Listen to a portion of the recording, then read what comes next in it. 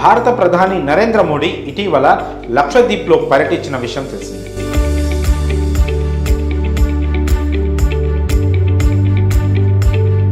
అక్కడ ఉన్న సుందర ప్రదేశాలను సోషల్ మీడియా వేదికగా పంచుకున్నారు మోదీ.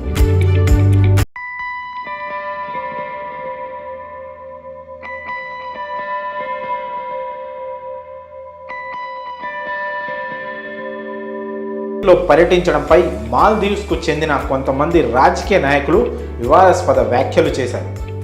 భారత పర్యాటక రంగాన్ని తక్కువ చేస్తూ మాల్దీవ్స్ మంత్రులు చేసిన కామెంట్స్కు అదే రీతిలో స్ట్రాంగ్ కౌంటర్లు ఇచ్చారు సినీ, క్రీడా, రాజకీయ ప్రముఖులు.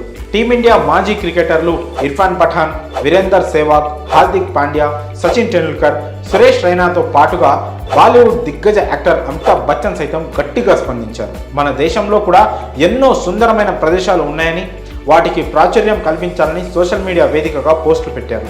ఈ క్రమంలోనే భారత మాజీ captain Mr cool Mahendra Singh Dhoni భారతదేశ పర్యాటక రంగంపై మాట్లాడిన ఓ పాత వీడియో ఇప్పుడు వైరల్గా మారింది.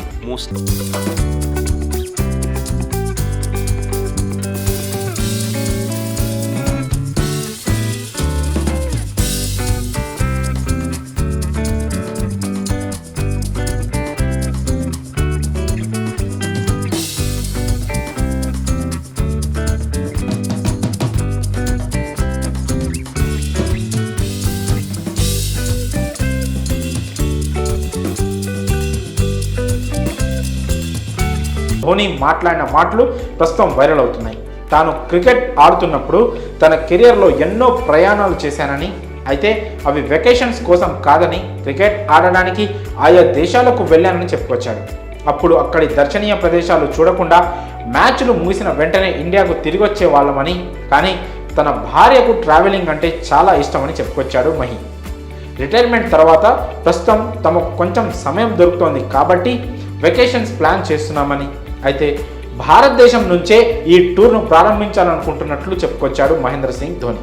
ఎందుకంటే ఇండియాలో చాలా అందమైన ప్రదేశాలు ఉన్నాయని, బయట దేశాల్లో ఉన్న ప్రాంతాలకు వెళ్లే ముందు ఇండియాలో ఉన్న అన్ని సుందరమైన